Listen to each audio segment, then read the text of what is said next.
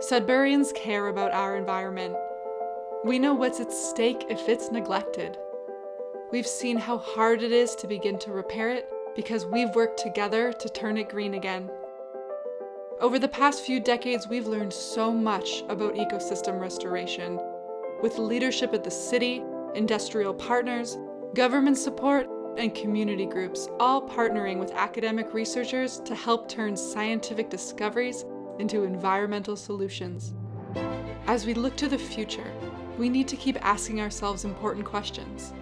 What do we value about a healthy environment? What can we do to protect it? How can we share what we've learned to help other communities? And how can we encourage and train the next generation to take up this vital work? Each year, partners from across the province gather to discuss these questions as part of the Cooperative Freshwater Ecology Unit. We usually meet at our home, the Vale Living with Lakes Center. But this year, we're inviting you to join us from your home. To celebrate Earth Week, Science North is partnering with researchers at Laurentian University to host a live event this Friday at 7 p.m. We're excited to share what our students and research teams have been investigating as they embark on science for a changing North.